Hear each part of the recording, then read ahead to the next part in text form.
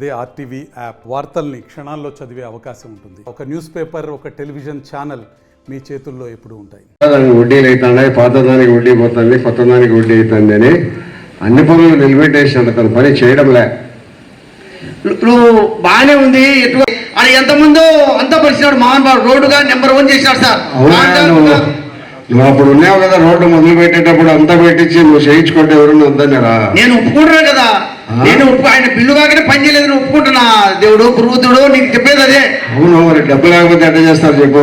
నేను ఒప్పుకుంటున్నా కదా, అందుకే డబ్బులు ఇప్పిస్తా. నువ్వు పాత గవర్నమెంట్ లో ఇప్పించలేకపోతే ఇప్పుడు నువ్వు పుణ్యం కట్టుకోమంటా. నీ శిశువుడు కదా, నువ్వు పుణ్యం కట్టుకోమని. పుణ్యం కట్టుకోవడం డబ్బు ప్రతి ఒక్కరికి డబ్బే.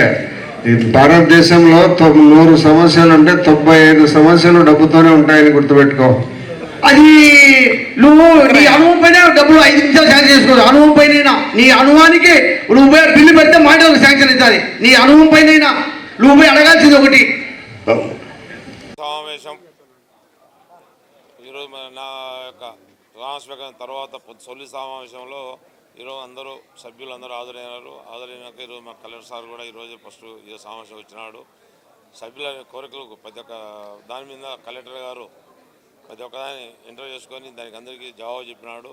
కాబట్టి ఈ సమావేశం నేను ఫస్ట్ ఈ సమావేశంలో కూర్చోవడం నా అదృష్టంగా భావిస్తాను. మరియు ఈరోజు ఈ సమావేశంలో ఎక్కువ ప్రాధాన్యత వాటర్ గురించి మాట్లాడినారు. ఆ వాటరు ఎక్కడ ప్రాబ్లం ఉన్నా కూడా కలెక్టర్ గారు కూడా ఆయన శాఖలో ఎక్కడ అవసరం ఉంటే అక్కడ చేయమని సలహా ఇచ్చినాడు. మా ఉండే జిల్లా పరిషత్తులో కూడా ఎక్కడెక్కడ వాటర్ ప్రాబ్లం ఉండే అక్కడల్లా దానికి ఖచ్చితంగా బోర్వెల్ కానీ మోటార్లు కానీ బిగించి వాటర్ సమస్య ఎండాకాలం పోయిన వరకు వాటర్ సమస్య మీద ఎక్కువ పోరాడతామని మీకు తెలియజేస్తున్నాను. మరిన్ని వీడియోస్ కోసం ఛానల్ ని సబ్స్క్రైబ్ చేయండి. లేటెస్ట్ అప్డేట్స్ కోసం వాట్సాప్ ఛానల్ ని ఫాలో చేయండి. అండ్ లింక్ డిస్క్రిప్షన్ లో ఉంది.